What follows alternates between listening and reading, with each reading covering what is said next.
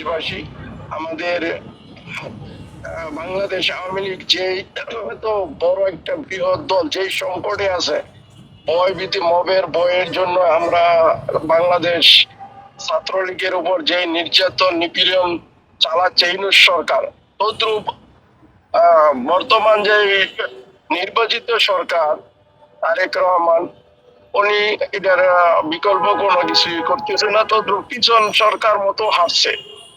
আশা করি আমরা যত কিছুই কঠিনতম কঠিন হওয়ার পরও আমরা বাংলাদেশ আওয়ামী লীগ বৃহৎ দল, আমরা ঈদের পরে ইনশাল্লাহ সবাই মাঠে রাজপথে আমরা সবাই থাকবো ইনশাল্লাহ। 6 মাসের ভিতর ইনশাল্লাহ আমরা বাংলাদেশ রাজপথ আমরা দখল করতে পারবো এবং পুনরায় বাংলাদেশ আওয়ামী লীগ যে নিষেধাজ্ঞা আছে এটা উঠায় নিবে আমার মনের ধারণা। বাংলাদেশ আওয়ামী লীগের যারা সাধারণ ক্ষুদ্র কর্মী আছে, তারা যেইভাবে বাংলাদেশ আওয়ামী লীগ উজ্জীবিত হওয়ার জন্য যেই কাজগুলি মন থেকে কইরা যাইতেছে, কিন্তু নেতাকর্মীরা কিন্তু 100 ভাগের এক ভাগও করতেছে না।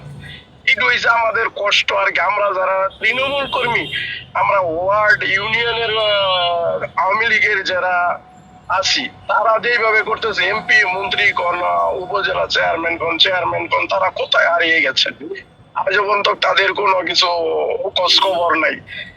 এতদিন তো লাগার কথা না। যেই পরিবেশ পরিস্থিতি, সবাই যদি একত্রিত হই, আমরা বাংলাদেশ আওয়ামী লীগ ছোট দল না, বাংলাদেশ আওয়ামী লীগ একটা বৃহৎ দল।